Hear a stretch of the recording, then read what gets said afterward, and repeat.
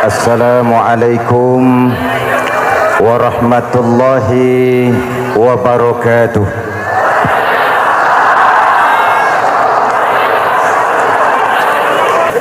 Saudara-saudara hadirin yang saya hormati, yang berbahagia,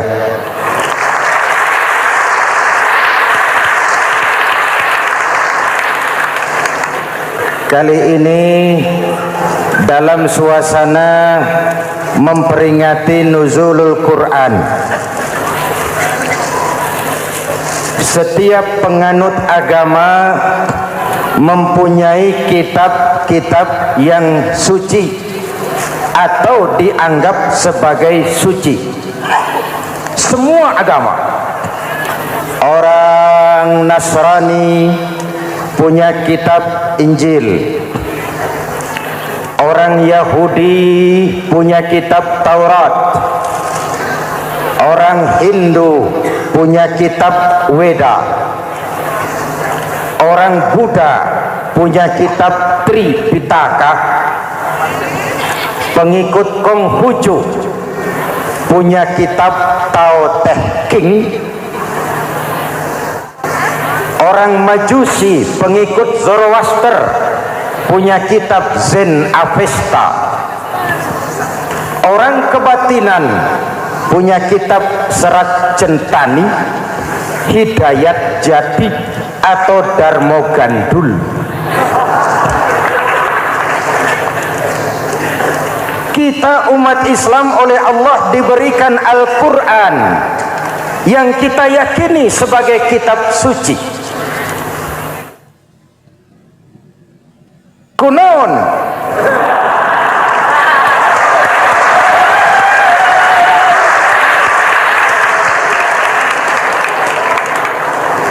Apa kunaon itu? Kenapa sih kita yakin Quran itu kitab suci? Pertama, ajarannya sesuai dengan fitrah manusia. Suatu kitab dinamakan suci kalau konsep ajarannya sesuai dengan fitrah. Contoh, ini laki-laki ini seneng nggak sama perempuan? Normal. Kalau nggak seneng saya ragu-ragu. Perempuan seneng nggak sama laki-laki?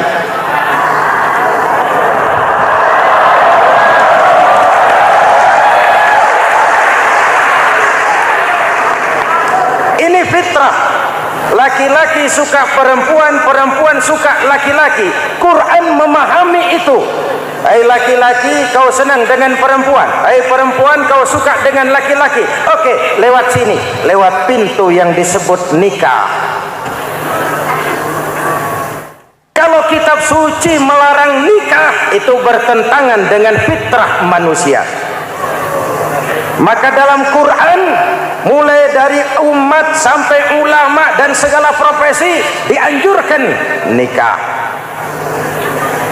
Kalau kiai tidak boleh nikah, saya pilih mengundurkan diri, Pak.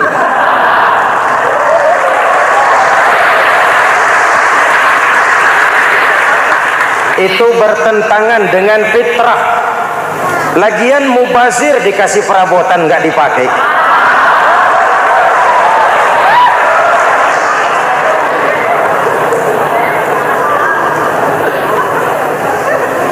Fitrah. Contoh lagi, manusia perlu makan. Kalau ada kitab suci menyuruh puasa terus dari pagi sampai sore sampai malam sampai pagi lagi, eta teh kitab gelo.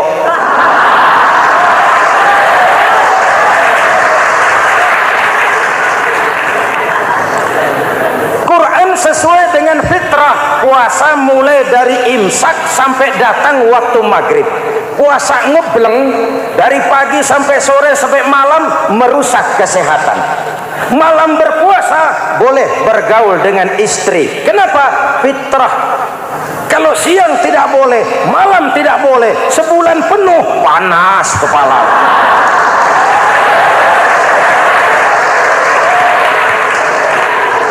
Rontok rambut. Hadirin yang saya hormati, itu yang pertama. Yang kedua, kita yakini Quran sebagai kitab suci karena isinya tidak saling bertentangan, konsekuen, konsisten. Kalau ada satu kitab, di satu ayat mengajarkan Tuhan Esa, di lain ayat mengajarkan tiga, liar itu mah. Bagaimana kitab suci isinya paradoks? Bagaimana kitab suci isinya saling bertentangan? Di ayat manapun sekali Quran berkata Allah itu Esa, selamanya Esa. Isinya tidak saling bertentangan. Lalu yang ketiga, kita yakini Quran kitab suci karena dia bersih dari intervensi manusiawi. Sejak turunnya Al-Quran menantang, jikalau kamu ragu terhadap Quran yang kami turunkan kepada hamba kami Muhammad, kamu anggap itu cuma bikinan Muhammad. Kalau Muhammad bisa, kamu tentu bisa. Baik, bikin satu surah semacam Al-Quran. 14 abad yang lalu tantangan ini turun dan sampai malam ini belum terjawabkan. Pak, barangkali tidak ada yang mau coba. Banyak. Antara lain Musailamah Al-Kazzab.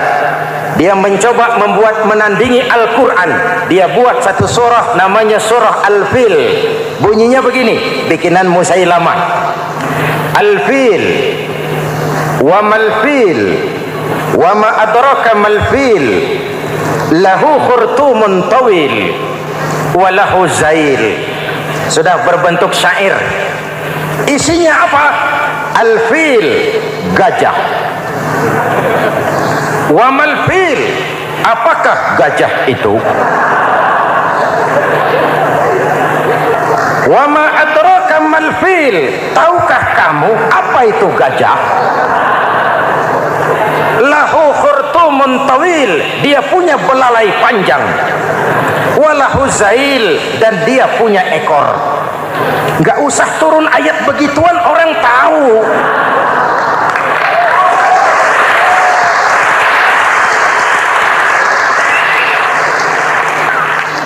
Kalau redaksi mendekati, maka isi jauh panggang dari api. Kitab suci bersih dari campur tangan manusiawi. Maka Al-Quran, ke bahasa apapun dia diterjemahkan, naskah aslinya tetap ikut. Dia boleh diterjemahkan ke bahasa Sunda, bahasa Jawa, bahasa Padang, bahasa Inggris, bahasa Jerman, bahasa Belanda, naskah aslinya tetap ada. Kenapa? Bahasa ke bahasa perbedaannya sering frontal. Kalau dari gelas menjadi gelas, eta mah caket. Dari lamp menjadi lampu, itu masih serumpun. Tapi cokot Sunda dengan cokot Jawa itu jauh bedanya. Atos Sunda dengan atos Jawa itu jauh. Ulama Sunda sama ulama Jawa nggak pernah akur kalimat atos ini.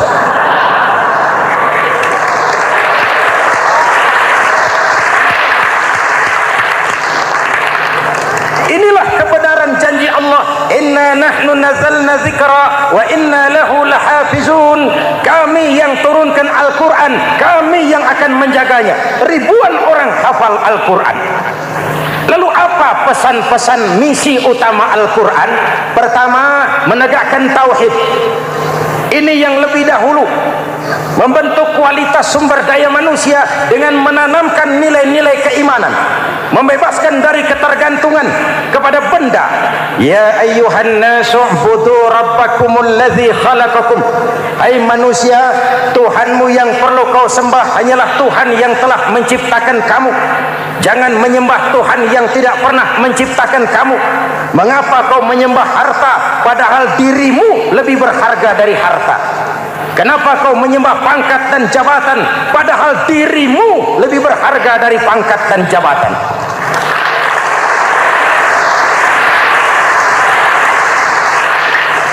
Diajak rasio berpikir, Tuhanmu yang perlu kau sembah hanyalah Tuhan yang menciptakan kamu. Dan Tuhan yang menciptakan kamu itu Tuhan yang lam yalid walam yulad yang laisa kamislihi syai'un, dan itulah Allah Subhanahu wa taala. Ayo orang teh, ayeuna teh boleh pakai teh, ayeuna teh kita teh kalau kepada syirik jali, syirik yang terang-terangan, insya Allah tidak. Nyata-nyata menyembah berhala, tidak. Nyata-nyata menyembah pohon, tidak. Nyata-nyata berkeyakinan Tuhan lebih dari satu, tidak. Tapi kita sering terjebak pada syirik kecil, syirik khafi, syirik yang tersamar. Saya sejak pakai cincin ini, jangankan anak gadis, nenek-nenek ngelihat saya cincin. Jangankan anak gadis, nenek-nenek lihat saya lemes cincin. Ini saya sejak ada perkutut di rumah ini dagang lancar perkutut. Ini Ramadan bulan penempaan nilai-nilai keimanan. Misi utama Quran menegakkan tauhid, memerangi kemusyrikan, membebaskan manusia dari ketergantungan kepada benda. Dari situ kualitas sumber daya manusia dimulai. Saya sering ungkapkan selama ini sistem pendidikan kita cuma mengisi otak, bukan membentuk watak. Otak diisi segala macam ilmu, tapi hati kosong, agama rapuh, akhirnya moral rendah. Muncul manusia-manusia yang pintar, cuma sayang tidak benar. Indonesia kita bangkrut, Indonesia kita terpuruk, Indonesia kita sakit sekarang ini kan ulahnya orang-orang yang pintar tapi tidak benar.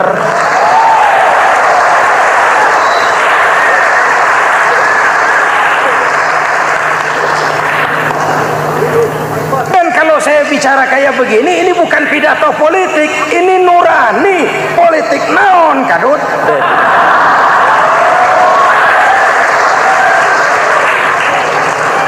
Ini nurani, ini tanggung jawab sebagai anak bangsa. Ibu bapak, saudara-saudara hadirin yang saya hormati, Rasul kalau masuk sepertiga yang akhir, sing-singkan lengan baju, hamparkan sajadah, lebih banyak di masjid daripada di rumah. Itu Rasul. Maka sepertiga yang akhir masjid makin ramai. Lihat Masjidil Haram. Lain dengan kita. Sepertiga yang akhir masjid mulai mengalami kemajuan. Safnya makin maju.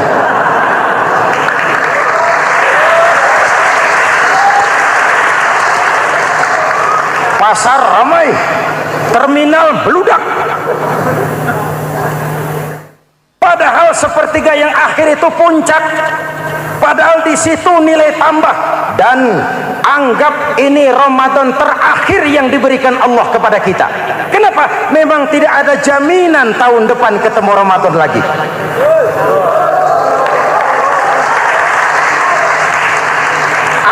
Ini Ramadan terakhir yang diberikan Allah kepada kita.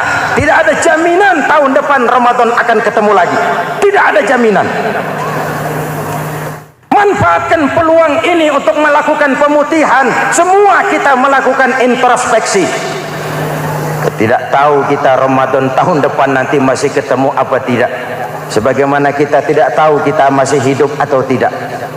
Hadirin yang saya hormati, misi kedua Al-Quran, persaudaraan, kebersamaan atas dasar keadilan dan kebenaran. Manusia bersuku-suku, ya. Manusia berbangsa-bangsa, memang itu diakui oleh Al-Quran. Inna khalaqnakum min dzakari wa untha wa ja'alnakum syu'uban wa qabaila. Kami ciptakan kamu dari laki-laki dan perempuan. Kami jadikan kamu bersuku-suku dan berbangsa-bangsa. Apa tujuannya? Agar kamu saling mengenal satu dengan yang lain. Persaudaraan, kebersamaan atas dasar keadilan dan kebenaran. Yang terlepas dari ras. Dari manapun orang datang, apapun warna kulitnya, dari suku apapun ia dilahirkan, kalau akidahnya sama, itu kan saudara kita.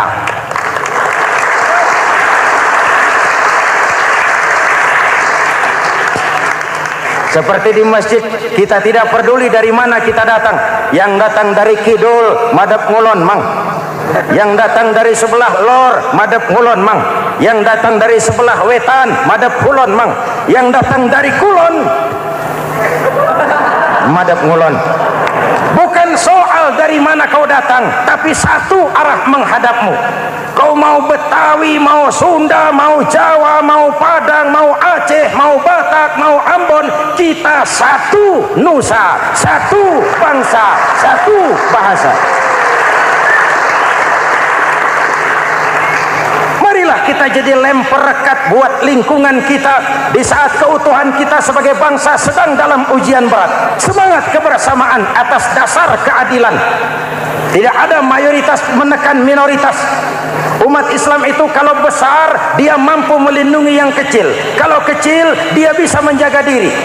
Tiap sholat Jumat khatib berpesan pada akhir khutbah kedua, innallaha ya'muru bil adli wal ihsan, innallaha ya'muru bil adli wal ihsan.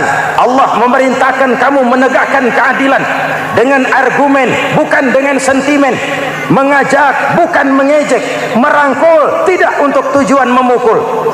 Kalau sebagai bangsa kita utuh, kompak dan bersatu, saya yakin kita akan bisa mengatasi kesulitan-kesulitan sekarang ini.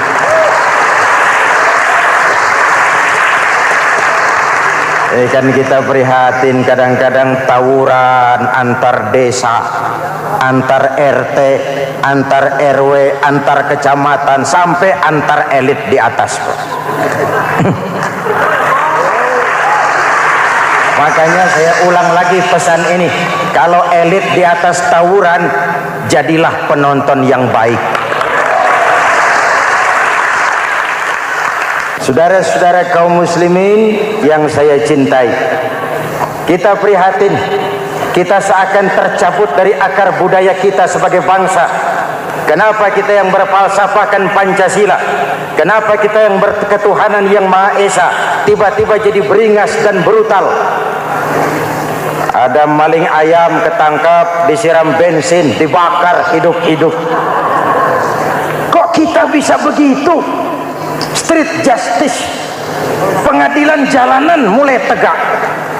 Iyalah kita tidak puas dengan kerja aparat kita, tapi jangan main hakim sendiri. Ini negara, bukan hutan.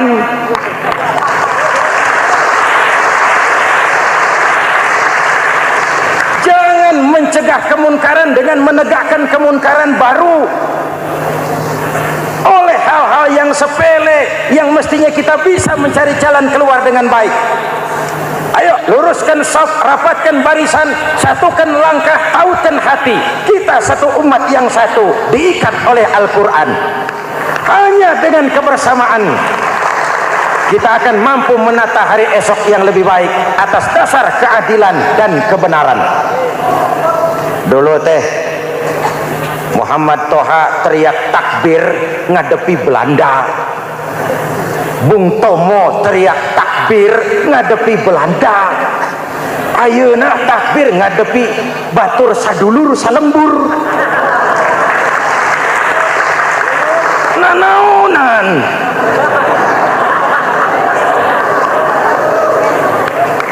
Bung Tomo teriak takbir, Muhammad Toha teriak takbir, yang dihadapi jelas penjajah Belanda. Kita ngadepi saudara sendiri, Allahu Akbar, yang sana teriak Allahu Akbar, setan tepuk tangan di tengah. Yuk kita rukun, yuk kita kompak, yuk kita bersatu, yuk kita pulang, yuk.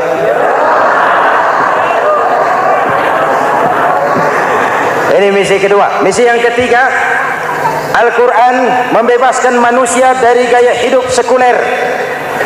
Quran mengingatkan, awas bung, ada hidup sesudah mati, ada akhirat sesudah dunia. Lebih untung orang yang percaya akhirat daripada yang tidak. Paling tidak hidupnya normatif. Contoh, saudara yakin akhirat ada, lalu saudara hidup baik-baik, menjauhi yang munkar, meninggalkan yang haram, saudara sujud, puasa, jihad, lalu saudara mati. Setelah mati ternyata akhirat tidak ada ruginya. paling kurang kita sudah dicatat sebagai orang baik. Sebaliknya, saudara tidak percaya sama akhirat, lalu hidup seenaknya, judi, mabuk, zina, nipu orang, korupsi, tenggelam dalam kemunkaran, lalu mati.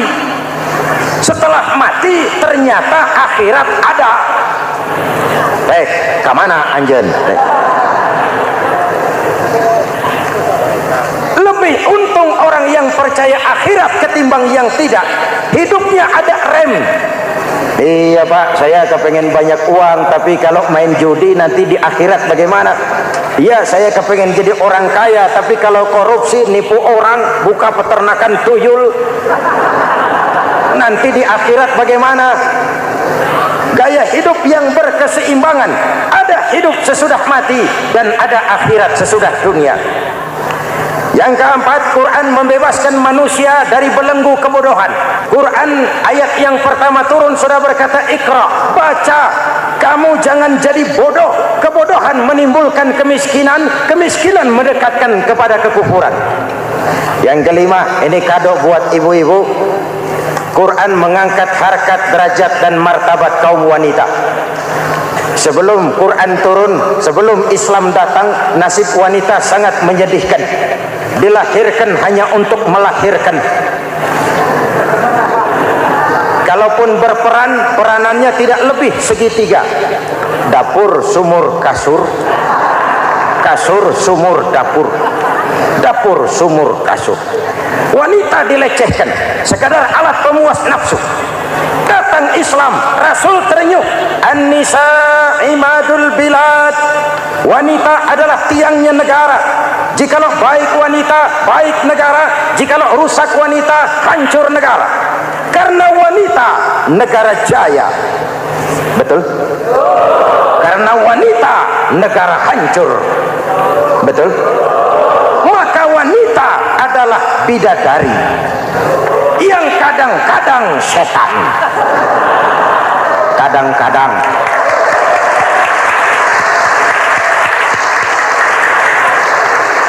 Ini yang hadir di sini bidadari semua. Ibu bapak, saudara-saudara hadirin yang saya hormati. Lalu bagaimana sikap kita terhadap Al-Quran? Quran sendiri menjelaskan, "Tsumma awrasnal kitaba allazina istafaina min ibadina." Kemudian kami wariskan kitab Al-Quran yang kami pilih buat hamba-hamba kami yang terpilih. Luar biasa. Umatnya umat pilihan, Rasulnya Rasul pilihan, kitabnya pun kitab pilihan. Kami wariskan Al-Quran kepada hamba-hamba kami yang kami pilih. Bagaimana sikap mereka setelah menerima Al-Quran? Terbagi tiga. Pertama, faminhum zalimun linafsihi. Di antara mereka ada yang setelah menerima Al-Quran lalu zalim kepada dirinya sendiri. Diterimanya Al-Quran dengan lidahnya, tapi ditolak dengan perbuatannya. Mulutnya menjunjung Al-Quran, perbuatannya menginjak Al-Quran. Quran bilang ke barat, dia pergi ke timur. Quran bilang ke selatan, dia berangkat ke utara. Quran bilang haram, dia terjang. Quran bilang halal, dia tidak mau. Orang seperti itu tidak zalim kepada Allah, tapi zalim kepada dirinya sendiri. Mudah-mudahan kita yang termasuk golongan ini. Amin. Yang kedua, wa minhum muqtasid. Di antara mereka ada yang menerima Quran 50-50. Separuh-separuh. Yang enak dilaksanakan, yang berat ditinggal. Padahal pada sisi lain Quran mengajarkan masuklah ke dalam Islam secara total. Kafah, jangan separuh-separuh. Ini watak munafik. Kalau dilihat Islam menguntungkan, rame-rame teriak Islam. Ketika diminta berjihad, diminta berkorban, diminta zakat, rame-rame mengundurkan diri. Saya bangkrut Pak, saya miskin Pak, saya pailit Pak. Mental itu dalam awal-awal Baqarah dijelaskan. Kullama adha'a lahum masyaw fi wa idza adlama 'alaihim qamu. Kalau terang mereka berangkat, kalau gelap gelap, mereka mandek. Itu ciri orang munafik beragama. Kalau Islam menguntungkan, rame-rame teriak Islam. Ketika diminta berjihad, berkorban, berjuang, rame-rame mengundurkan diri. Muqtasid. Golongan yang ketiga, ini yang ideal. Wa minhum sabiqum bil khairati biiznillah. Di antara mereka ada yang setelah menerima Al-Quran lalu berlomba-lomba mengamalkannya, berlomba-lomba melaksanakannya. Jangan sampai yang baca Quran dengan suara merdu dapat piala, yang mengamalkan Quran dengan konsekuen dapat penjara.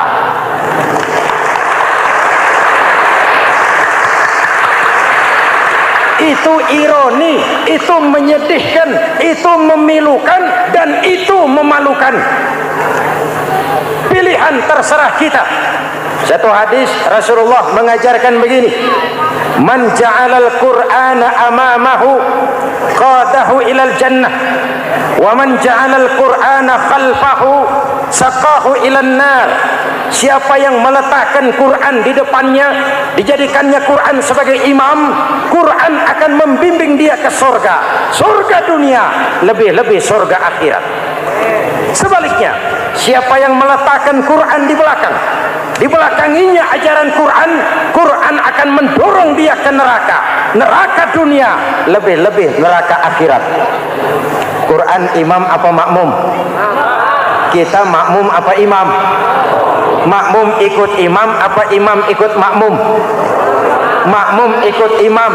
Jikalau Quran adalah imam, jikalau kita adalah makmum. Ke barat kata Quran, ke barat kita berangkat. Ke timur kata Quran, ke timur kita menuju. Halal kata Quran, itu yang kita ambil.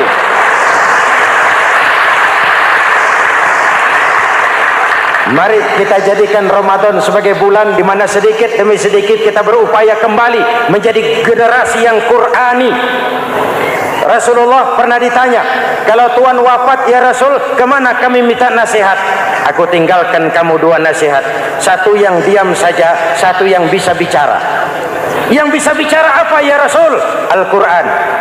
Minta nasihat Quran. Yang diam saja apa ya Rasul? Maut. Dalam hidup ada dua nasihat. Nasihat yang bisa bicara, Al-Quran. Nasihat yang diam saja, maut. Mau dagang, minta nasihat Quran. Mau bertetangga, minta nasihat Quran. Itu nasihat. Nasihat yang kedua, diam saja, tahu-tahu datang maut. Makanya anggap ini Ramadan terakhir yang diberikan Allah kepada kita, karena tahun depan tidak ada jaminan kita bertemu Ramadan. Manfaatkan 10 yang akhir untuk meningkatkan nilai ibadah kita kepada Allah Subhanahu wa taala. Bahwa seorang pengikut menyesuaikan tingkah laku, gaya hidup dengan orang yang diikutinya. Jangankan di dunia ini, di akhirat nanti identitas ini akan dimintakan pertanggungjawaban jawab dan akan ditanyakan kepada kita. Sekurang-kurangnya menjadi pengikut rombongan orang besar merupakan suatu nikmat. Paling tidak kita bisa numpang mujur. Kalau saya berangkat ke Bali ikut rombongan Pak Menteri misalnya, saya bisa bebas timbangan, tas saya tidak usah diperiksa-periksa barangkali. Kenapa? Ini rombongannya Pak Menteri, numpang mujur. Itu sekurang-kurangnya. Tetapi tentu untuk menjadi anggota rombongan Pak Menteri ini kan harus ada tanda, ciri-ciri atau yang disebut identitas. Kalau kita mengaku dan memproklamirkan diri sebagai umat Nabi Muhammad, sebagai pengikut beliau, apa sih identitasnya, ciri-cirinya? Inilah yang akan kita bicarakan pada kesempatan ini, bersumber dari surah Al-Fatah ayat 29. Allah Subhanahu wa taala menjelaskan Muhammadur Rasulullah, bahwa Nabi Muhammad itu adalah utusan Allah, pesuruh Allah, walladzina ma'ahu, dan orang-orang yang bersamanya, orang yang mengikuti ajarannya, para sahabatnya, kita ini para pengikutnya, mempunyai ciri atau identitas. Dalam ayat ini ada 5 ciri yang dijelaskan. Pertama, asyidda'u 'alal kuffar. Pengikut Nabi Muhammad bersikap tegas kepada orang-orang kafir. Apa artinya tegas di sini? Saudara-saudara, tegas di sini artinya bukan main marah-marahan, tidak ngajak berkelahi, bukan juga menantang perang. Tegas di sini artinya mempunyai prinsip, mempunyai garis yang nyata di dalam keyakinan beragama. Garisnya apa? Tidak lain, lakum dinukum waliyadin. Bagi Tuhan agama Tuhan, bagi kami agama kami. Silahkan Tuhan melaksanakan agama Tuhan, kami akan melaksanakan agama kami. Kami menghormati Tuhan, Tuhan pun menghormati kami. Tetapi soal agama tidak usah dicampur adukkan. Identitas semacam ini perlu kita tegakkan kembali. Sebab apa? Sebab di zaman sekarang orang mulai mengaburkan nilai-nilai kebenaran dari agama, yang pada akhirnya menanamkan sikap ngambang terhadap agama. Misalnya kita ini dibuai dengan kalimat yang kelihatannya bagus tapi sebenarnya mengandung racun. Kata orang, jangan fanatik, semua agama kan bagus, semua agama benar, semua agama thayyib. Terus terang saja, saya bukan tidak setuju dengan kalimat itu. Saya beranggapan kalimat itu belum sempurna. Semua agama benar, jangan titik di situ, itu baru sekedar koma. Semua agama benar, koma, bagi penganutnya masing-masing, titik. Semua agama baik, koma, bagi penganutnya masing-masing, titik. Bagi kita yang muslim, yang benar Islam. Dan seorang muslim yang berani membenarkan semua agama, seorang muslim yang berani berkata semua agama benar, sekurang-kurangnya munafik kalau tidak menjadi murtad. Wah Pak, itu namanya fanatik dong. Betul. Yang tidak boleh kan fanatik kepada suku, yang tidak boleh kan fanatik kepada guru, tapi fanatik kepada agama dalam arti berpegang teguh kepada agama merupakan bagian daripada kehidupan beragama. Hanyalah kalau umat Islam ini fanatik dengan agamanya, dia akan konsekuen, baik melaksanakan, mengamalkan maupun mengembangkan agamanya. Saya cinta kepada suku saya, tapi tidak lalu fanatik. Cinta suku boleh, fanatik kepada suku salah. Cinta kepada guru bagus, fanatik kepada guru jelek. Cinta kepada agama bagus, fanatik kepada agama wajib. Hanya dengan fanatik kepada agama orang konsekuen. Yang jelek itu kan kalau sudah fanatisme kesukuan. Contoh, misalnya mentang-mentang orang Sunda, lalu ngomong saya ogah dengerin ceramah. Kenapa? Ustaznya bukan orang Sunda sih. Ini nggak bener, emangnya Nabi Muhammad kelahiran Ciamis? Kan tidak.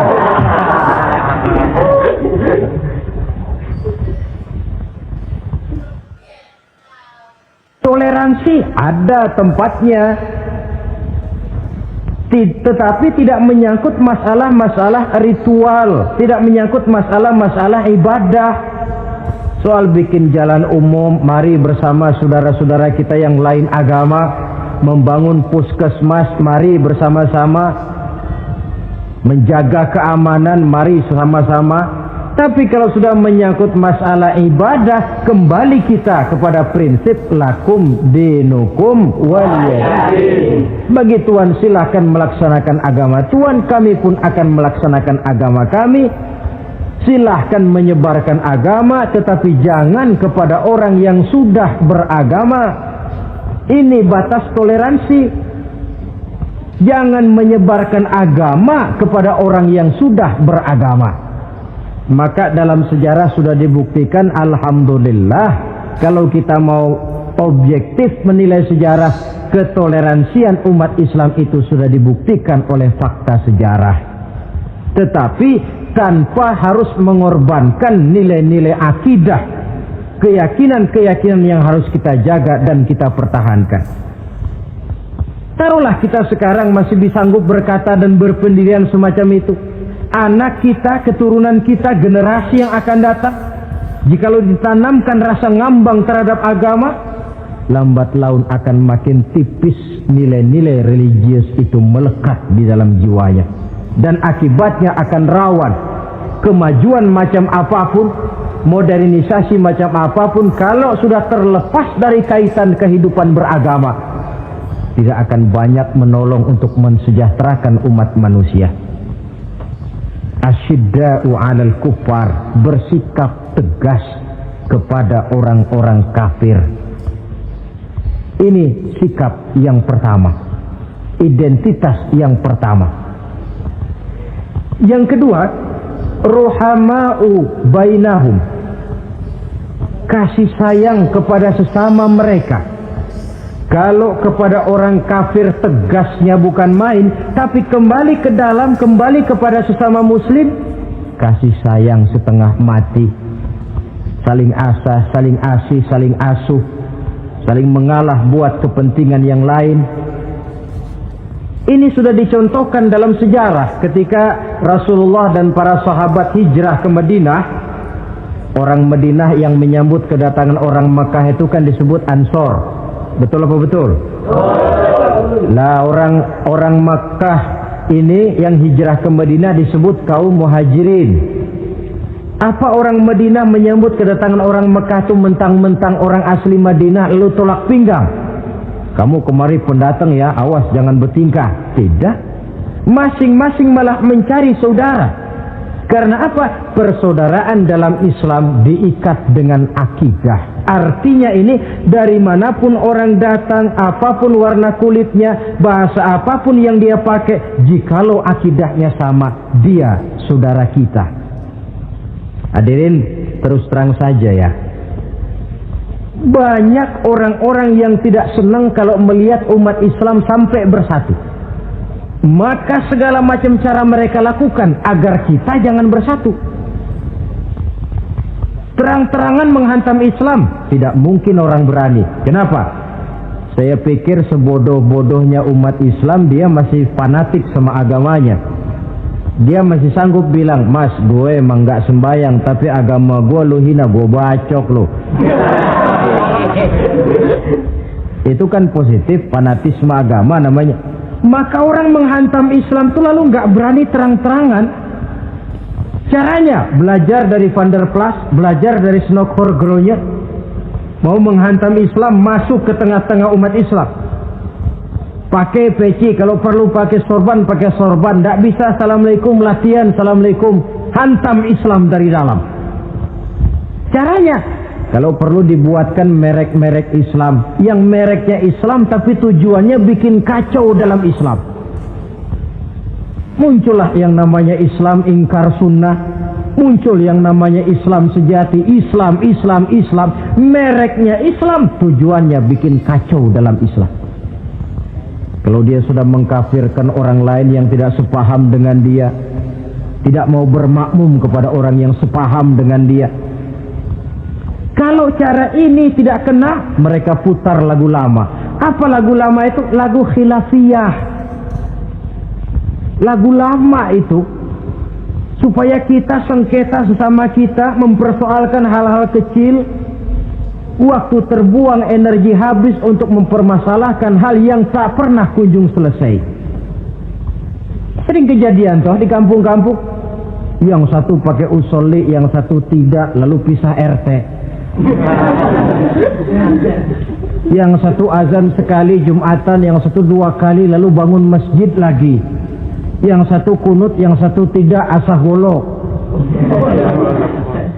Persoalan yang semacam ini sampai kiamat tidak akan kunjung selesai. Oleh karena itu potensi yang besar ini tidak tersalurkan dengan wajar karena kita centang perenang di dalam, tidak pandai menjaga kesatuan dan persatuan sebagai modal dasar untuk berbuat yang lebih baik. Adalah lebih baik kita ini mencari titik-titik persamaan dan bukan memperbesar pola perbedaan. Ruhama'u bainahum, kasih sayang sesama mereka. Imam Ghazali memberikan contoh, kun kal yadain wala takun kal uzunain. Hai umat Islam, hiduplah kamu seperti dua tangan, saling asah, saling asih, saling asuh, saling mengalah buat kepentingan yang lain. Coba lihat dua tangan kita, rukunnya bukan main. Kalau tangan kanan maju ke depan, kata yang kiri, oke, saya mengalah, dia mundur ke belakang. Kiri di depan kata kanan, sekarang giliran saya ngalah, dia mundur ke belakang. Akhirnya kita jalan lenggang. Enak nggak dilihat orang? Coba kalau nggak ada yang mau ngalah, tangan kanan ke depan, kata yang kiri, gue juga bisa, dia ke depan lagi. Depan kayak robot kita jalan. Lalu mekanisme kerjanya, tangan kanan kerjanya bagus-bagus toh. Salaman tangan kanan, tanda tangan tangan kanan, hitung duit tangan kanan, ambil kue tangan kanan. Kiri nggak pernah protes, tahu posisi. Memang tugas saya bidang pembersihan, ya pembersihan saja dilakoni. Artinya apa ini? Yang satu dengan yang lain saling memperkuat walaupun komposisinya berbeda. Dicontohkan dalam perjalanan kehidupan sahabat Nabi. Sahabat Nabi yang paling terkenal itu 4 orang. Sayyidina Abu Bakar, Sayyidina Umar bin Al-Khattab, Sayyidina Utsman bin Affan, Sayyidina Ali bin Abi Thalib. 4 sahabat ini kalau kita lihat komposisinya, keahliannya lain-lain. Coba, ada Sayyidina Abu Bakar, ini sahabat merangkap mertua. Kalau bahasa sekarang, Abu Bakar ini disebut kiai diplomat. Kiai karena beliau orang alim, diplomat karena pandai bersiasat, ahli politik. Kemampuan berpolitiknya digunakan buat kepentingan agama. Sebab siapapun yang berpolitik untuk kepentingan agama, tentu kita doakan. Tetapi siapapun yang jual agama untuk kepentingan politik, kita juga berdoa. Cuma tentu doanya lain dengan yang berpolitik buat agama tadi. Saudara hadirin yang saya hormati, ada Umar bin Khattab. Ini kalau bahasa sekarang disebut imam jenderal ini. Imam tapi jenderal, jenderal tapi imam. Kenapa imam? Karena dia mampu memimpin jamaah di masjid. Kenapa jenderal? Karena dia sanggup memimpin tentara di medan perang. Kegagahannya, keberaniannya, keperkasaannya digunakan membantu perjuangan Rasul. Ada Utsman bin Affan, santri ekonom. Kenapa santri? Karena dia orang kaya. Kenapa ekonom? Karena dia pengusaha bergerak di bidang bisnis. Keuntungan usahanya untuk membantu perjuangan Rasul. Ada Ali bin Abi Thalib, tokoh muda tapi intelek. Masih muda tapi rela mengorbankan nyawa demi keselamatan Rasul di malam hijrahnya. Alangkah nikmatnya umat Islam ini kalau punya kiai diplomat, imam jenderal, santri ekonom, pemuda intelek yang masing-masing bekerja sama menunjang untuk kepentingan agama. Ruhama'u bainahum, kasih sayang di antara sesama mereka. Mobil, kenal mobil nggak? Ya. Mobil itu baru bisa jalan dengan baik kalau seluruh onderdilnya kompak. Kalau yang satu sudah merasa dirinya lebih penting dari yang lain, alamat mobil udah dekat mogok. Misalnya yang jadi bensin nyombong, kalau nggak lantaran saya nggak bakalan jalan nih mobil. Bannya denger, sombong. Kata ban, sombong kamu bensin. Apa kamu kira kamu saja yang penting? Saya tersinggung, kata ban, lalu kempes. Kira-kira kalau ban kempes jalan nggak mobil? Begitulah umat ini. Kayak satu bangunan, ada yang jadi jendela, pintu, tiang, genteng dan sebagainya. Tetapi satu sama lain hendaknya saling memperkuat. Kalau tidak, kita ini pernah diramalkan oleh Nabi, yushiku an tada'a alaikumul umam kama tada'al akalatu ala qas'atiha. Satu saat akan datang di tengah-tengah kamu di mana keadaanmu waktu itu seperti makanan di meja makan. Coba bayangkan, menurut Rasul satu saat kondisi umat Islam akan seperti makanan di atas meja. Yang barat mau makan, yang timur mau santap, yang selatan mau ganyang, yang utara mau injak-injak. Satu saat kondisi umat Islam akan seperti itu. Heran sahabat, ya Rasulullah, kok kita bisa dikepung begitu rupa? Iya. Apa pada waktu itu jumlah kami sedikit ya Rasulullah? Tidak, kata Rasul. Bal antum yawma idzin katsir. Jumlahmu pada waktu itu banyak, besar, kamu mayoritas. Cuma sayang, kata Nabi, walakinnakum ghusaa'un ka ghusaa'is sail. Tetapi keadaanmu waktu itu seperti busa di lautan. Banyak tapi centang perenang. Banyak tapi tidak punya daya dan kekuatan. Dipermainkan gelombang lautan, dihempaskan ke tepian pantai tanpa punya makna dan arti. Mayoritas tapi nasibnya ironi. Lantaran apa ini? Kita tidak pandai menjaga kesatuan dan persatuan. Prinsip ruhama'u bainahum, kasih sayang di antara sesama mereka, belum bisa kita wujudkan.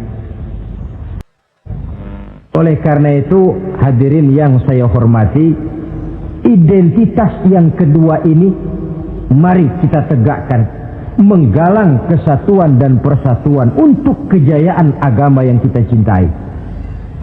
Soal posisi silahkan berbeda, soal profesi silahkan berbeda, tetapi hendaknya perbedaan ini tidak menyebabkan persimpangan tujuan.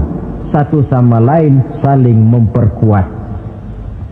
Identitas yang kedua, bahwa kita sudah diikat dengan akidah, tidak oleh ras, warna kulit, suku, bahasa, oleh akidah. Satu kali orang sudah syahadat, dia adalah saudara kita. Sudah lewat masanya di mana kita umat Islam ini dikotak-kotakan, dan sudah datang waktunya di mana kita bersatu, saling menunjang, saling membantu, sehingga dengan demikian terwujudlah satu masyarakat yang diikat dengan nilai-nilai akidah. Ini yang kedua, kasih sayang kepada sesama muslim. Satu badan itu kalau yang satu sakit, yang lain kan akan ikut merasa sakit. Saudara jalan tengah malam, ibu jari tersandung batu, beletak. Begitu ibu jari tersandung batu, kontan, darah keluar, mulut bilang aduh, kepala ikut pusing, nggak pakai diundang. Solidaritas sosial yang terjadi secara reflektif. Tidak ada ibu jari tersandung mulutnya malah ngomel, rasain lo. Masa nyumpain badan sendiri, kan tidak mungkin. Tapi ini yang terjadi, kita lihat. Akibat apa? Tidak terwujudnya solidaritas sosial yang bersifat refleksif tadi. Nah, inilah saudara-saudara identitas yang kedua. Yang ketiga sekarang, pengikut Nabi Muhammad sallallahu alaihi wasallam itu cirinya yang ketiga, tarahum rukka'an sujjada. Engkau lihat mereka ruku dan sujud, mendirikan solat. Ini identitas, ciri. Di akhirat nanti akan diperiksa dengan seadil-adilnya. Siapa? Saya, Pak. Saya siapa? Pengikut Nabi Muhammad. Betul? Betul. Baik. Pengikut Nabi Muhammad itu tandanya ruka'an sujada, ruku dan sujud. Sampean ngaku umat Nabi Muhammad, sujud, pernah sembahyang? Sembahyang juga, Pak. Berapa kali? Nggak banyak-banyak Pak, setahun 2 kali. Kapan itu? Idul Fitri sama Idul Adha. Kata petugas, syarat kurang, minggir. Sebab sering dikatakan sholat itu kan ada yang harian, ada yang mingguan, ada yang tahunan. Ada yang sholatnya harian. Yang harian ini juga 2 macam. Ada yang belang-belang, ada yang mulus. Kalau yang belang-belang itu kalau zuhur sholat, asar out. Asar kepegang, maghribnya melayang. Maghrib ketangkep, isya-nya terbang. Itu lumayan ketimbang yang seminggu sekali cuma Jumat saja.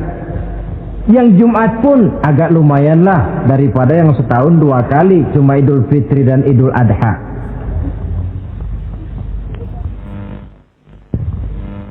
Tetapi bagaimanapun juga sholat ini memang merupakan keperluan dalam kehidupan kita.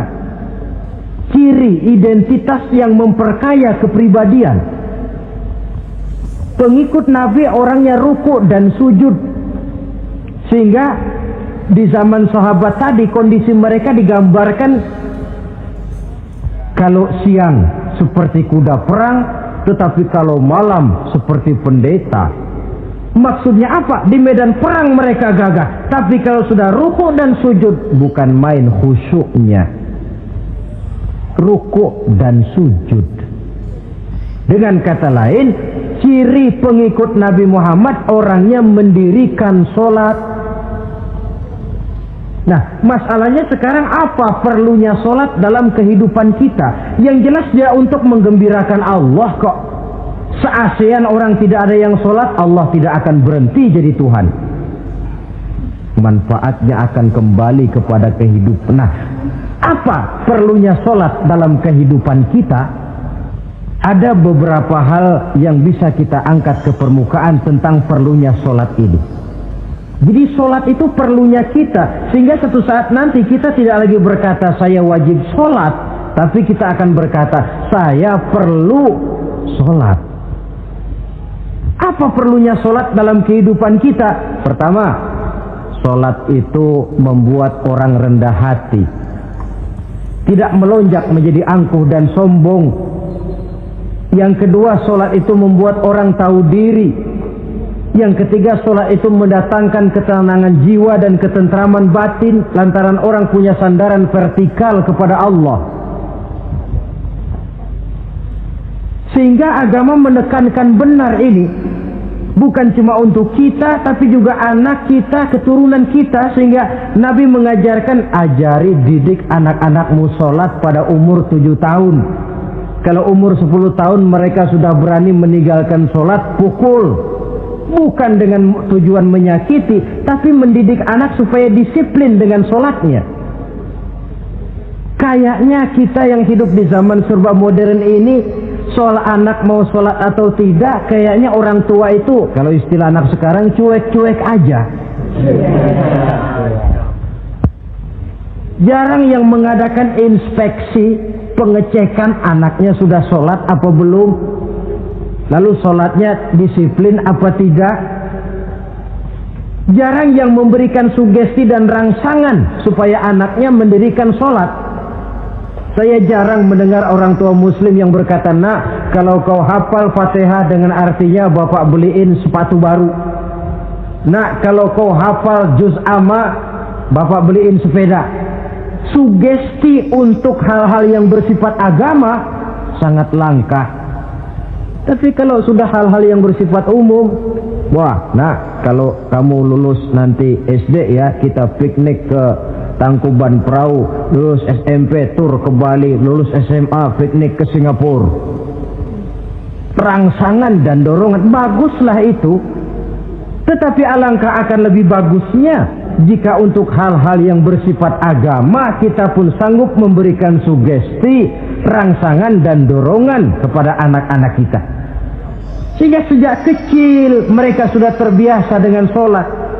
Sejak kecil mereka sudah disiplin dengan sholatnya. Kalau tidak, kayu itu kalau mau dibengkokkan pada saat dia masih kecil, Kalau sudah besar baru mau dibengkokin, repot kayu itu.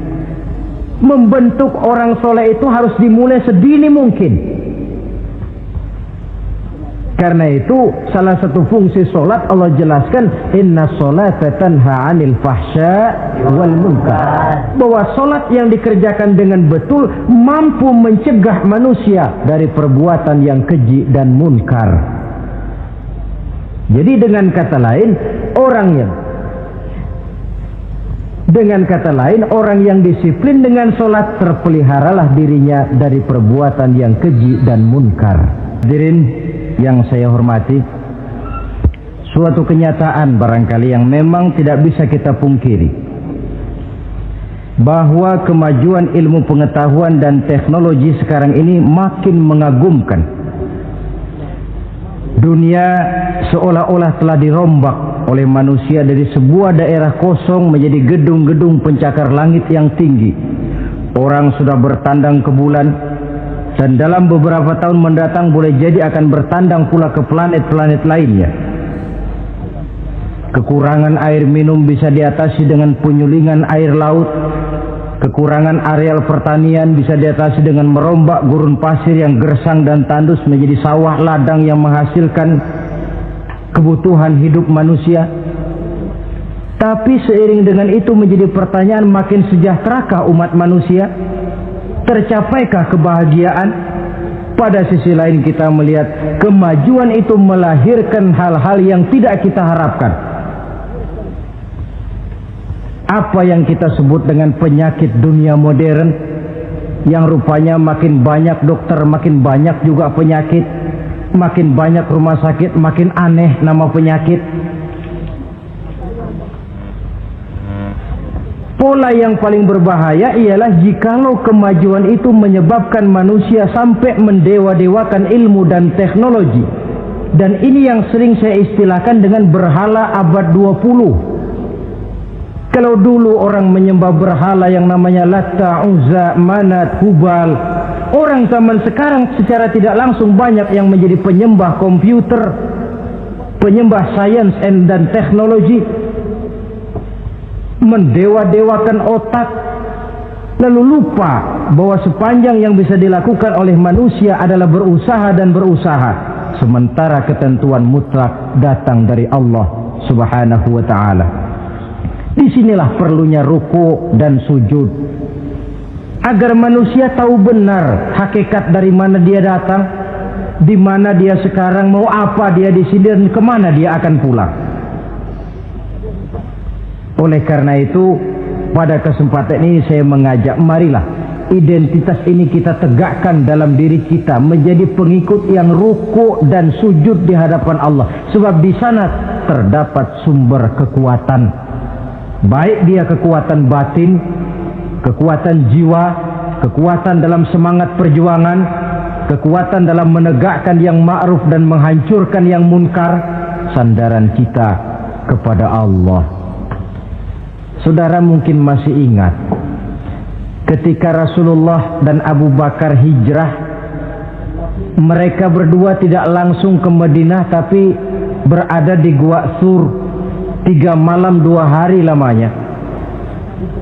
Orang kafir Quraisy yang mengejar sampai juga di mulut gua itu. Andai kata mereka menengok saja ke bawah, sudah kelihatan Nabi dan Abu Bakar, tapi mereka tidak menoleh.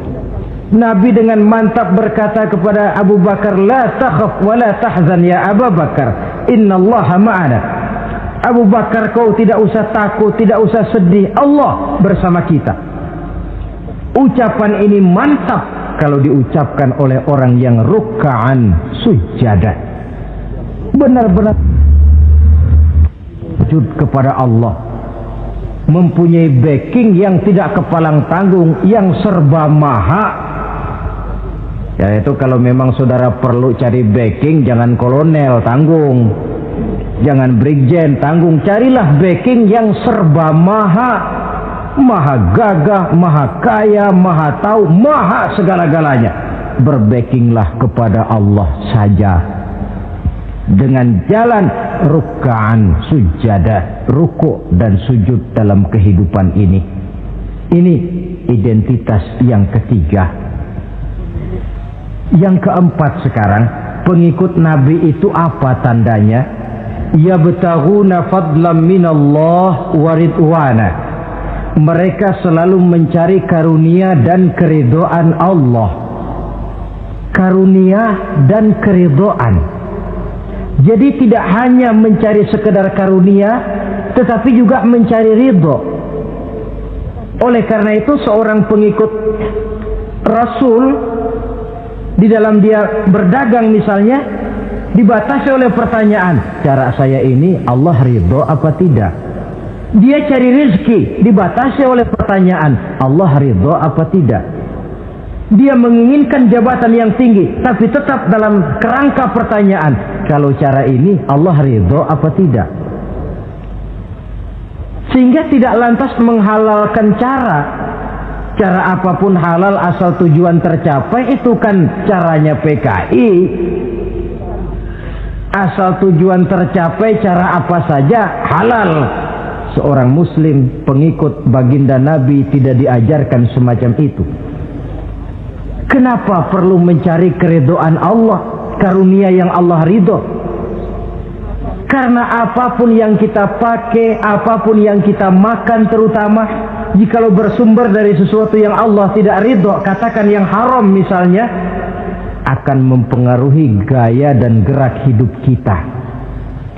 Contoh, kata Imam Ghazali, kalau engkau terlalu senang memakan makanan yang haram, dia akan mempengaruhi caramu berpikir sehingga kau akan cenderung berpikir yang haram. Mencari karunia yang Allah ridho, dan hidup itu kalau sudah mendapat ridho Allah, sudah satu kenikmatan yang tidak bisa dibeli dengan nilai materi yang bagaimanapun banyaknya. Karena itu biarlah kita orang mukmin ini di dunia hidup kaya asal Allah ridho saja, nggak apa-apa. Biar rumah kita gedung, punya mobil bagus, uang banyak, kalau Allah ridho enak. Daripada sudah melarat tinggal di pinggir kali, rumahnya gubuk, Allah marah lagi. Kapan mau senang orang macam begitu? Jadi biarlah kita ini bahagia di dunia, asal di akhirat masuk surga, enggak apa-apa. Mencapai kebahagiaan di dunia dan di akhirat. Cari karunia Allah sebanyak-banyaknya, karena memang bumi dan segala fasilitasnya diperuntukkan bagi manusia, dan karunia Allah itu ada dimanapun kita pergi. Dahulu ketika turun perintah hijrah, sebagian sahabat berpikir-pikir, kalau saya hijrah ke Madinah, di Madinah mau makan apa saya? Ini Mekah kan jelek-jelek, kampung sendiri. Umpama kepepet ngutang-ngutang dikit orang masih percaya lah, kalau ke Madinah ngutang sama siapa? Takut dia kalau hijrah ke Madinah tidak dapat makan. Allah memberikan jaminan, qul li'ibadiyalladzina amanu inna ardi wasi'ah fa iyaya fa'budu. Katakan kepada mereka Muhammad, hai hamba-hambaku yang beriman, bumiku ini luas. Di Mekah kau makan, hijrah ke Madinah juga kau akan makan. Apalagi hijrahmu karena membela agama. Jangan karena membela agama kau takut kelaparan. Artinya apa? Karunia Allah itu ada dimanapun. Kalau kita mau berusaha, tetapi jangan lupa usaha itu harus yang Allah ridho. Kalau sekedar hasil usaha cara apapun boleh, ya dapat, tetapi tanpa ridho semuanya tidak akan membawa ketenangan, ketentraman dan kebahagiaan. Allah itu kan maha pengasih, tidak pilih kasih katanya. Artinya apa? Semuanya Allah kasih. Orang kalau mau berusaha dapat. Itu logika, sunnatullah kata kita, hukum alam kata orang. Kalau mau berusaha mesti dapat. Tetapi kasih sayang Allah ini tidak diberikan kepada setiap orang. Kalau pengasihnya berlaku kepada semua orang, mau kafir mau beriman, kalau berusaha dapat. Itu Rahman namanya. Tapi Allah tidak cuma Rahman, Allah juga Rahim, maha penyayang. Bedanya apa? Orang yang dikasih itu belum tentu disayang. Tetapi kalau disayang mesti dikasih. Kalau tidak dikasih tentu ada pertimbangan lain untuk kepentingan kita. Misalnya anak kita baru kelas 1 SMP datang, "Pak, beliin motor buat sekolah." Kita lalu menilai anak ini nggak ada motor saja kadang-kadang jarang sampai ke sekolah, apalagi dibeliin motor, bisa dari rumah berangkat ke sekolah nggak sampai. Tidak dibelikan bukan karena tidak sayang, justru karena sayangnya ada pertimbangan lain untuk kepentingan si anak. Tetapi kadang-kadang anak sendiri berpikirnya lain. Bapak katanya sayang, minta dibeliin motor saja tidak dibelikan. Dia menilai orang tuanya tidak sayang, padahal justru sayangnya lalu tidak dibelikan. Begitulah satu contoh kecil dari keridhaan Allah ini. Jika Allah sudah memberikan ridhonya kepada kita, segala yang kita mau diberikannya. Kalau tidak juga diberikan, tentu ada manfaatnya untuk kemaslahatan kita. Allah Maha tahu. Misalnya orang mengeluh, saya akan sembahyang rajin, ngapa rezeki seret bener sih? Apa saya berhenti lagi sholat? Allah lebih tahu maslahatnya. Barangkali potongan kayak kita ini kalau diberikan rezeki banyak sedikit lalu berhenti ke masjid. Rezeki lu segini aja dah, lu jadi rajin ke masjid. Ada manfaatnya buat kepentingan kita. Mencari karunia yang Allah ridho. Dalam alam yang terbentang luas ini karunia Allah terhampar luas. Tinggal kita mencari, dan untuk mencari itu diperlukan keahlian. Keahlian hanya timbul karena pendidikan. Makin ke depan persaingan hidup makin tajam tanpa membekali diri.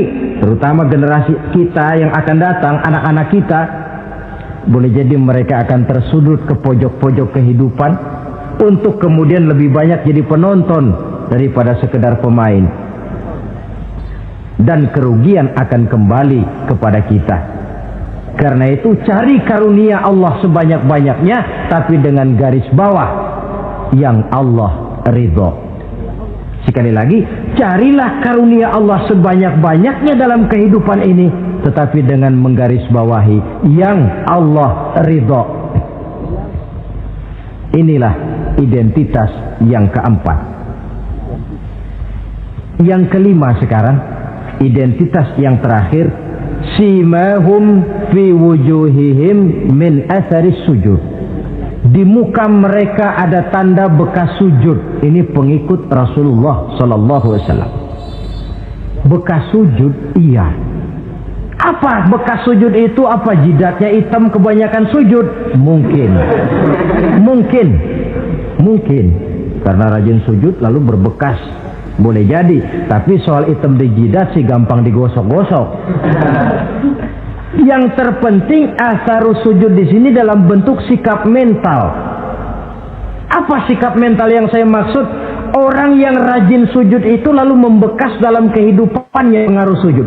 Apa pengaruh sujud? Karena rajin sujud timbul ikhlasnya.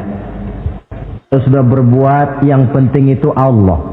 Orang lain mau tahu atau tidak, orang lain mau puji atau tidak, yang penting Allah. Sebab kalau sudah dia usolli fardal maghribi Allahu Akbar, dia tinggalkan dunia dan seluruh isinya. Naik dia menghadap Allah. Selamat tinggal sebentar dunia, nanti saya balik lagi. Yang ada cuma dia dan Allah dalam dialog langsung. Timbul keikhlasan, terjemahannya dalam kehidupan. Berbuat tanpa pamrih, tidak suka menepuk jasa dan menghitung jasa. Sebab biasa orang itu kalau sedang perang tidak sempat ngaku jadi pahlawan, tapi kalau perang sudah selesai nggak kenal bedil ngaku pahlawan. Kalau perang sedang berkecamuk, jarang yang mengaku pahlawan. Kalau sudah perang selesai, masing-masing nepuk dada. Seorang yang ikhlas, seorang yang berbuat tanpa pamrih, dan ini pengaruh sujud dalam kehidupan. Lalu apalagi timbul jujurnya. Kenapa? Kalau dia sholat zuhur 4 rakaat, lalu umpama selesai 3 rakaat dia salam, orang lain tentu tidak tahu dia korupsi 1 rakaat. Tapi kenapa tidak dia lakukan? Ada Allah sih yang tahu. Timbul kejujuran, disiplin murni yang berakar dari hatinya sendiri.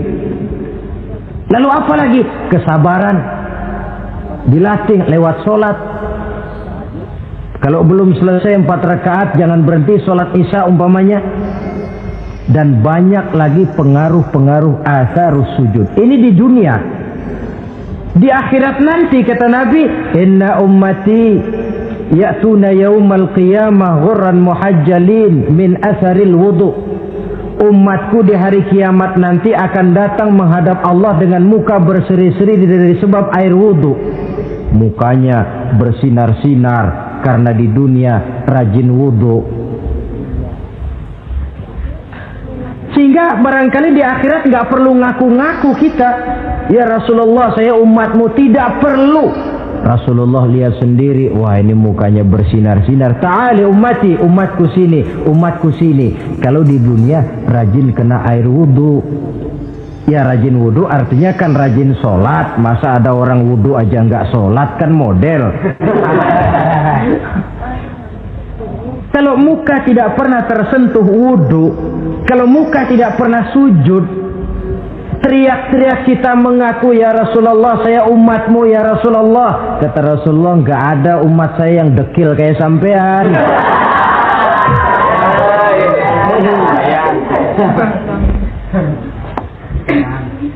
Itulah sebabnya pada kesempatan ini saya mengajak mari membiasakan diri berwudu. Tidak cuma untuk sholat. Saudara mau berangkat ke kantor, wudu dulu, bagus. Saudara mau pergi berdagang, wudu dulu, cakep. Saudara mau pergi kuliah, mau pergi sekolah, wudu dulu, bagus. Di samping kebersihan jasmani, juga kebersihan rohani. Tengok saja. Kalau kita membasuh tangan pada saat wudu mulai Allahumma inni as'aluka yumna wal barakah wa a'udzubika minasyu'mi wal halakah. Itu kan yang kita baca. Ya Allah, saya mohon keberkahan di 2 tangan ini, supaya tangan ini kalau dibawa dagang untung, dibawa menanam lalu panen, dibawa berusaha menghasilkan rezeki. Dan saya berlindung kepadamu ya Allah, jangan sampai tangan ini membawa kesialan dan kecelakaan. Berlindung kepada Allah jangan sampai jadi punya tangan sial. Dipakai dagang rugi, dipakai nanam pohonan mati, dipakai mukul orang mati. Tangan sial. Dari itu saja sudah memberikan sugesti untuk rohani kita. Kebersihan jasmani, kebersihan rohani terpelihara karena wudu. Jadi asarus sujud, pengaruh sujud membekas di dalam kehidupan. Sehingga oleh Syekh Muhammad Abduh dijelaskan, walikulli ibadatin minal ibadati sahihah asarun fi taqwimi akhlaqil qaimi biha wa tahzibi nafsihi. Setiap ibadah yang dikerjakan dengan betul pasti mempunyai pengaruh yang nyata dalam meluruskan moral akhlak orang yang melaksanakan ibadah itu sendiri. Jadi sujud kita betul apa tidak? Lihat saja pengaruhnya dalam kehidupan kita. Sholat kita sudah betul apa tidak? Lihat saja pengaruhnya dalam kehidupan kita. Kalau sujud ya sujud, tapi judi jalan juga, nah, sujudnya belum betul.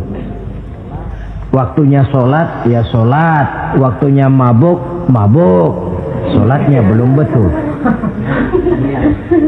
Waktunya ruku ya ruku, giliran nyolong, sholatnya belum betul. Sebab sholat yang dikerjakan dengan betul, sujud yang dikerjakan yang punya pengaruh nyata dalam kehidupan, kelihatan bekasnya dari tingkah laku dan gerak kita di dalam menelusuri kegiatan hidup ini. Maaf, dengan sedikit pahit barangkali kita memang harus berkata, masih banyak di antara kita umat Islam ini yang melaksanakan ibadah hanya dengan prinsip asal sekedar gugur kewajiban. Perkara ada pengaruhnya atau tidak dalam diri kita, kita malas untuk mengadakan evaluasi. Akibatnya ibadah yang kita kerjakan tidak mempunyai pengaruh dalam membentuk kepribadian kita. Orang yang mengucapkan syahadat ada pengaruh dalam jiwanya. Orang yang mendirikan sholat ada pengaruh dalam membentuk kepribadiannya. Orang yang melaksanakan puasa ada pengaruh dalam perkembangan jiwanya. Orang yang mengeluarkan zakat ada pengaruhnya dalam mengelola hartanya. Orang yang melaksanakan ibadah haji ada perubahan dalam kegiatan hidupnya. Dari yang negatif kepada yang positif tentunya. Simahum fi wujuhihim min athari sujud. Di muka mereka, di muka pengikut Rasulullah ini ada tanda pengaruh bekas sujud. Karena rajinnya dia melaksanakan sujud di dalam kehidupan ini. Nampak pengaruh yang nyata di dalam kehidupannya, dalam gerak dan tingkah lakunya. Saudara hadirin, ma'asyiral muslimin rahimakumullah. Inilah 5 identitas yang harus kita tegakkan jikalau kita mau jadi umat yang konsekuen. Tidak sekedar bangga-banggaan menyandang titel umat Nabi, apalagi konon mengharapkan syafaatnya di akhirat nanti, padahal sebagai pengikut kita tidak menyesuaikan diri dengan yang kita ikuti. Bagaimana mau mengharapkan fasilitas yang namanya syafaat? Bahwa syafaat pertolongan Rasul itu ada, tetapi fungsinya kan ibarat orang punya kain, syafaat itu nambel. Saudara punya kain, sobek-sobek sedikit, ditambel oleh yang namanya syafaat. Sholat kurang sedikit, ditambel oleh syafaat. Sodakoh ada campur riya sedikit, tidak karena Allah sedikit, syafaat. Jadi kalau punya kain sobek ada syafaat. Lah kalau kainnya tidak punya, yang mau ditambel apanya? Sholat tidak, puasa tidak, di akhirat aman dah dapat syafaat. Tentu terlalu berlebihan, terlalu optimis mengharapkan sesuatu yang kita memang tidak punya modal dasar untuk memperolehnya. Baiklah ya, kesimpulan. Pertama, sebagai pengikut kita harus menyesuaikan diri dengan yang kita ikuti. Identitas. Suatu umat hanya akan berwibawa, hanya akan dihitung dan dipandang orang kalau dia tegak dengan identitasnya. Kalau macan sudah kehilangan sifat galaknya, orang tidak takut lagi kepada macan.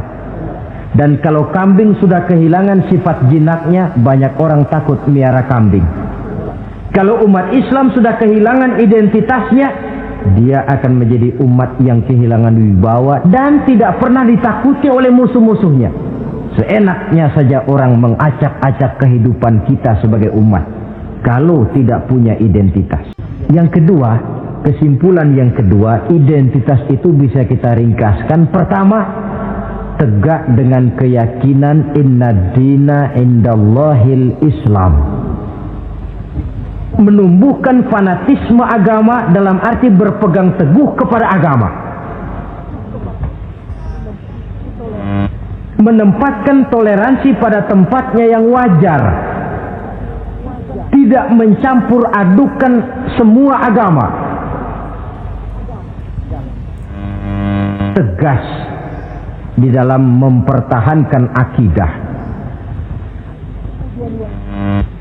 Kemudian yang ketiga, perlu menegakkan solidaritas sosial yang bersifat reflektif untuk menegakkan wibawa kita sebagai umat, supaya potensi dari umat yang mayoritas ini dimanfaatkan oleh umat itu sendiri. Kalau tidak, kita cuma akan menang jumlah saja, menang bilangan, kuantitas yang tanpa kualitas. Dan kalau ini yang terjadi, nasib kita akan seperti buih di lautan. Banyak, tapi kata orang kampung cuma menang groyokan. Tidak punya daya dan kekuatan, dicampakkan orang ke kiri dan ke kanan, hanyut oleh arus. Bukan menciptakan arus, tapi malah hanyut oleh arus.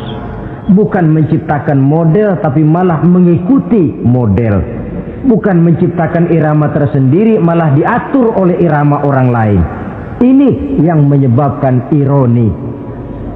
Tegaklah dengan kesatuan dan persatuan, dengan lebih memperbanyak mencari titik-titik persamaan dan bukan memperbesar titik-titik perbedaan.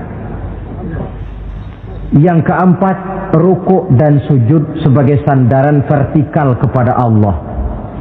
Selama kita umat ini masih rajin rukuk dan sujud, selama itu pula nilai optimisme masih ada dalam jiwa dan diri kita. Ya Allah, persilahkan orang memperlakukan kami sesuka hatinya, tapi kami yakin ya Allah, Engkau tidak akan mendiamkan. Satu saat pertolonganmu mesti datang. Itu akan mantap kita ucapkan kalau kita melaksanakan rukuk dan sujud. Tertimpa tangga, jatuhnya sakit, ketimpa tangga lagi, musibah yang beruntun.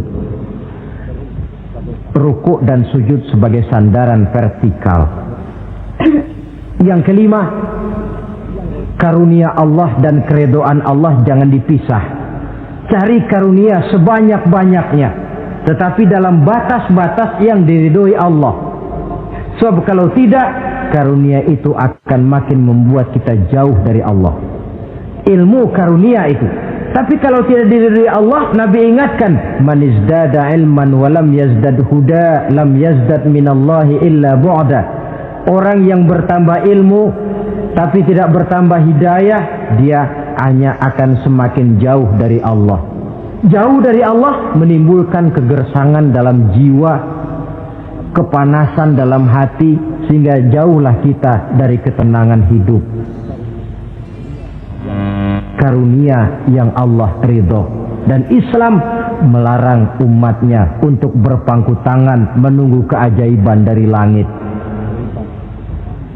Berusaha, berikhtiar, berdoa, lalu bertawakal kepadanya. Yang terakhir, hendaknya ibadah yang kita kerjakan dievaluir, ditinjau kembali apa pengaruhnya dalam kehidupan kita. Sebab setelah selesai melaksanakan suatu ibadah, hendaknya nilai ajaran yang terkandung dalam ibadah itu bisa kita terjemahkan dalam kehidupan kita, sehingga gerak kita dalam sholat dengan tingkah laku kita di luar sholat ada kesinambungan.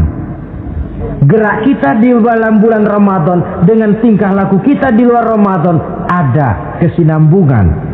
Namanya ibadah yang kita kerjakan ada pengaruhnya dalam memperbaiki kehidupan kita. Dengan satu prinsip, ibadah itu kita kerjakan adalah kemanfaatannya kembali kepada kehidupan kita.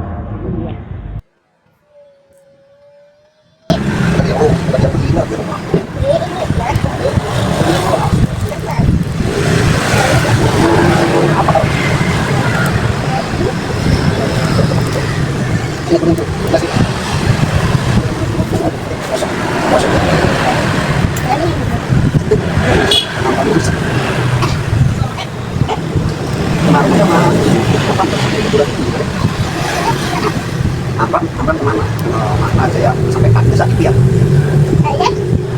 Sibuk kan? Itu berarti dia. Oh. Kata siapa? Boleh lah. Boleh, boleh jangan kami takut aja. Mobil motor, mobil jalan kan? Jangan sampai ya. Ya, kalau kamu bulan itu tidak apa-apa lah.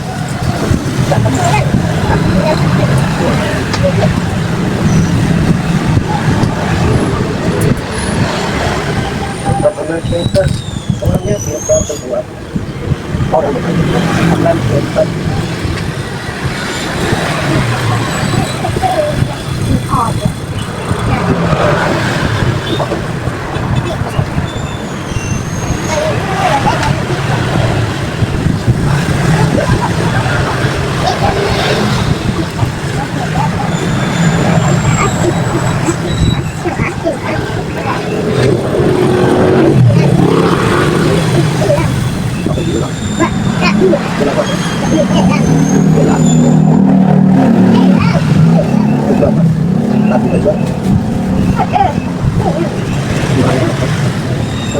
Sika tidak.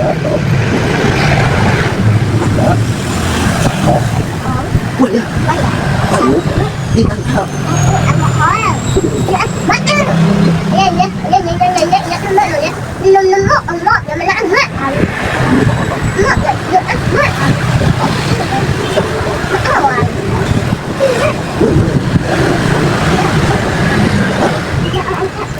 Mau makan apa? Mau makan apa?